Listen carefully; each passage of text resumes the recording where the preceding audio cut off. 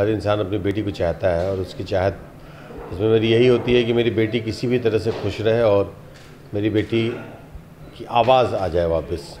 तो उसके लिए मैं किसी लड़के को हायर करता हूँ, और वो लड़का मेरा ये होता है, जो मेरे एक दोस्त का बेटा होता है, जिसको मैं बचपन में स्वार्थवश धन की लालच में मैं उसको पूरी तरह से बर्बाद करके उसका शहर संपत्ति अपने नाम मैंने कर लिया था।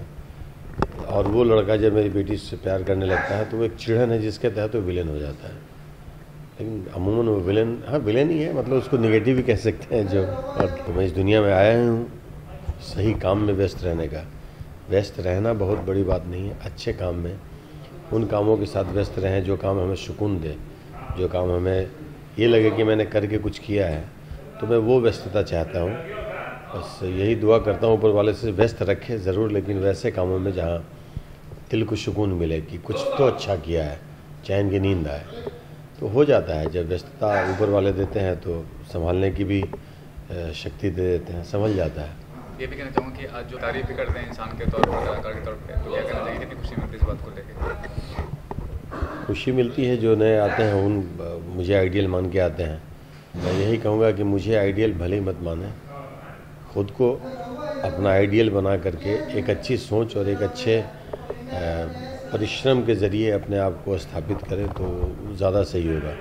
अगर मैं मेरी बात बताऊँ तो मैं आइडियल नहीं किसी को मानता हूँ।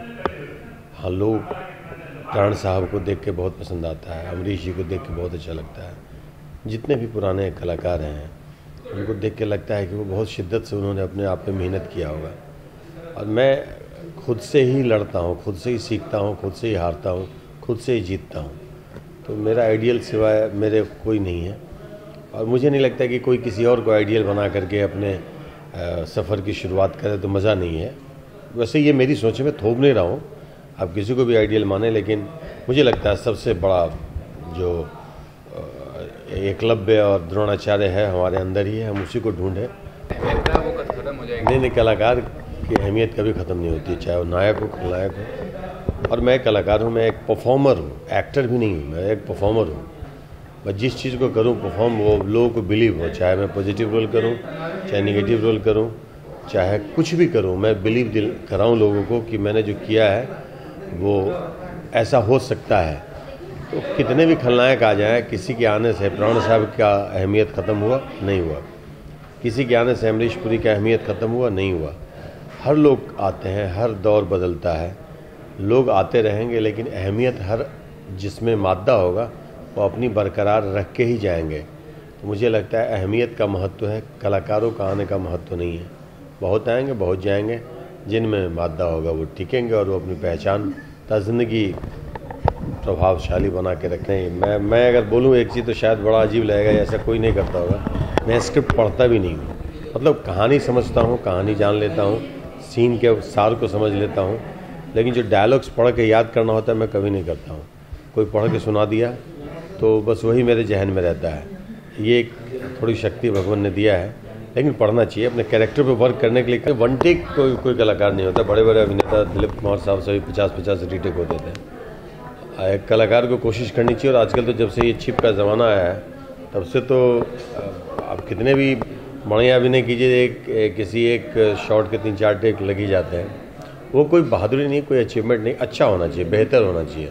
और अभी तो फैसिलिटी आ गई है कि नेगेटिव का ज़माना नहीं है, चिप पे काम करते हैं और उस पर 2-4-10 टेक ज़्यादा हो जाए तो भी कोई बात नहीं है। लोग नेगेटिव के ज़माने में 50-50 रीटेक्स देते थे। एक एक्टर को शार्प होना चाहिए। और जहाँ तक मेरी बात है तो मैं भी वन टेक ही एक था पहले एक ज़माने में, जब लोगों के सामने ये साबित करना चाहता था कि यार मैं तो वन टेक एक्टर हूँ, लेकिन उस चक्कर में कहीं कहीं चूक जाता था। कुछ अच्छी बातें अगर जहन में आती थी तो वो मैं परफॉर्म नहीं कर पाता था, क्योंकि ये सोचता था कि लोग ये कहे कि मैं वन टेक एक्टर हूँ।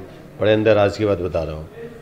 लेकिन सच्ची बात यह है कि एक्टर शार्प अगर हो तो पहले टेक में भी बहुत कुछ दे सकता है जो 10 टेक के बाद भी नहीं दे सकता। और अमूमन कोई बेहतर परफॉर्मेंस पहले टेक में ही होता है, बाद में वो बहुत ज़्यादा होने के बाद रिपीटेड मैकेनिकल हो जाता है। अंदर से जो बातें निकलती है, जो स्वतः जो हमें लगता है कि हमें कुछ मेहनत नहीं करनी पड़ी, अचानक ही निकल गया यार, अच्छा है, तो वो वन टेक अगर हो तो बेहतर है।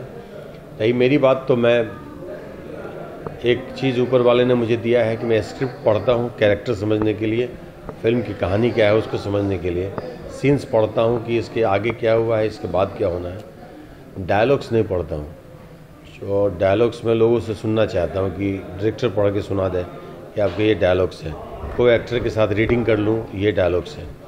वो इसलिए कि मेरे हिसाब से कि जो एक्टर शब्दों में उलझता है वो भाव से दूर हो जाता है, तो मैं शब्दों में उलझना नहीं चाहता हूँ। शब्द बदले भी जा सकते हैं, चूँकि भाषा हमारी है, भाव बदल जाएंगे तो कहानी बदल जाएगी। तो मैं थोड़ा सा दूसरे तरीके से सोचता हूँ।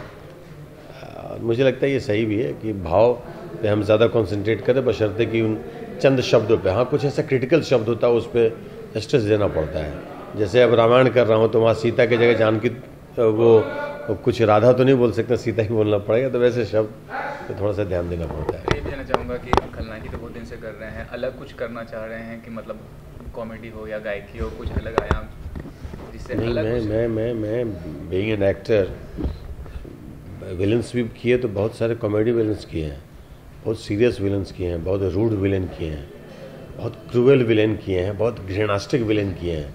मतलब विलन में ही मैंने बहुत, जितने भी रस होते 9 रस, मेरे ख्याल से एक विलन किया था, बहुत ज़्यादा डरता था, वो डरते डरते रहता था वो। तो एक अभिनय में जितने रस होते हैं तकरीबन मैंने सारे रसों को टच किया है मैंने विलन के ही करियर में। रही बात कैरेक्टराइजेशन की, जो कैरेक्टर अलग हो तो वो कैरेक्टर सब पॉजिटिव रोल, जिसको बहुत ही भावुक, बहुत ही इमोशनल रोल, बहुत संजीदा रोल कहते हैं, वो मैं कर रहा हूँ अभी। और फिल्म में मेहंदी लगा के रखना, खेसारी जी का फादर बना हूँ, वो बाप बेटे की कहानी है। बड़ा ही जो रेगुलर फादर बोल सकते हैं, जो आम जीवन में हमारे आपके फादर जो होते हैं, जो उनकी चाहत होती है अपने बेटे की अच्छाई, बेटे का भविष्य, जो बेटे के लिए ही जीता है और बेटे के लिए मर जाता है। तो वैसे फादर का रोल जो मैं लोगों को अभी तक डरा डरा के रुलाया, अब रुला रुला के रुलाऊंगा, मेरा विश्वास है। बहुत अच्छी फिल्म बनी है। उसके बाद अभी 3 फिल्में और करने जा रहा हूँ, जिसमें भी खेसारी जी के फादर या और भी पवन के फादर, अलग अलग एक्टरों के, मतलब पॉजिटिव रोल्स को मैं ज़्यादा तवज्जो दे रहा हूँ। हाँ, लेकिन इस बीच में अगर मैं 10 फिल्में कर रहा हूँ तो 10 में 2 पॉजिटिव है, तो 8 ऐसे नेगेटिव्स हैं जो आपको दहला दें। जैसे उन फिल्मों में मेरी है लुटेरे जो भी आ रही है, इस तरह की फिल्में हैं। कसम पैदा करने वाले की ये फिल्में हैं, रंगदारी टैक्स है। तो डिफरेंट कैरेक्टर्स विलन में भी कर रहा हूँ, पॉजिटिव भी कर रहा हूँ। अच्छा लग रहा है। मतलब एक एक्टर के जीवन में इस तरह के परिवर्तन होते रहने चाहिए। तो मुझे लगता है कि मैं, किस्मत मेरी अच्छी है जो शायद इस तरह के कैरेक्टर्स मुझे मिल रहे हैं। आखिर में ये पूछना चाहूँगा, इतने लोग आते हैं, संघर्ष करते हैं अभिनेता बनने के लिए या मतलब इस क्षेत्र में आने के लिए, क्या कहना चाहेंगे, क्या ज़रूरी है अगर आपको सफल होना है अभिनेता के तौर पे, निर्देशक के तौर पे या कोई गायक के तौर पे, क्या ज़रूरी होता है? सबसे अहम चीज़ क्या होता है? देखिए, मेरे हिसाब से शॉर्टकट नहीं होता है। फिल्म इंडस्ट्री एक ऐसी जगह है जहाँ शॉर्टकट नहीं है। लोगों को ये लगता है हम किसी एक से मिले, किसी एक में हमने उसके पैरवी लगा दी, किसी एक के साथ मैं उसका चम्मच बन जाऊं, या किसी भी माध्यम से पहले बॉल में ही हम 6 मार लें, तो शॉर्टकट नहीं है।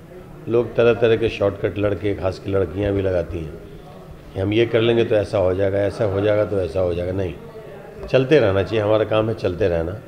कष्ट होगा, और कष्ट के बाद जो सुख का मज़ा होता है बहुत ज़्यादा होता है। अभी जैसे मान लीजिए मैंने इस सर पे विग लगाया है, ओरिजिनल हेयर नहीं है, गर्मी होती है, ईचिंग होती है, इरिटेशन होता है, लेकिन इसके बाद जो लुक का मज़ा है तो वही मज़ा है कष्ट के बाद आनंद का। शॉर्टकट मत अपनाइए। जिस विधा से जुड़े हैं, अगर आप एक एक्टर हैं तो एक्टर के प्रति इतनी तैयारी लेकर के यहाँ पे आइए कि आपको जब युद्ध लड़ना पड़े तो आप हारे ना। अब जैसे मान लीजिए कि हम महाभारत के युद्ध में चले गए, हमारे पास हथियार ही नहीं है, हमारे बाजूबंद ही नहीं है, हमारे ढाल ही नहीं है, तब तो फिर कोई भी आएगा और एक तीर लगेगा, हम निकल लेंगे। तो हथियार हमारा गुण होता है, जिसको लेकर के ही हमें आगे चढ़ना चाहिए। एक अनुभव होता है। एक एक्टर के लिए बहुत पढ़ना भी ज़रूरी होता है। मुझे लगता है वर्ल्ड सिनेमा, वर्ल्ड के एक्टर को जानिए, लोगों के बायोग्राफी को जानिए, पढ़िए, समझिए और ख़ुद को ढूंढिए कि आप हैं कहाँ। हमने ढूंढा, हमारी भी शक्ल अच्छी ही थी शायद जब मैं आया था हीरो बन जाऊँ, कभी नहीं सोचा मैंने। मुझ में लगा कि हर इंसान में कुछ गुण होते हैं, कुछ अवगुण होते हैं। मेरे अवगुण क्या है, मैंने पहले उसको ढूंढा। जब अवगुण ढूंढ लिया तो गुण अपने आप बाहर निकल करके आ गया। तो मुझे लगता है खुद के अंदर सबसे ज़्यादा तलाशने की आवश्यकता है। गफलत में ना रहें, आईना देख करके सिनेमा इंडस्ट्री में नहीं आए, नहीं तो कभी खुद की शक्ल नज़र नहीं आएगी। हमेशा दूसरे में ही खुद को ढूंढते रहेंगे और फिर एक ज़िंदगी बर्बाद हो जाएगी। और बड़ी मुश्किल से इंसान का जन्म हमें ऊपर वाले ने दिया है, और इस जन्म को हम सुधार लें, बेहतर बना लें, तो ही हम एक सफल मानव कहलाएंगे। मुझे लगता है आप सब में वो हुनर है, बस ढूंढने की आवश्यकता है, ढूंढने की हम क्या हैं, और जब हम खुद को ढूंढ लेंगे तो हम मंजिल को भी पा लेंगे। Thank you.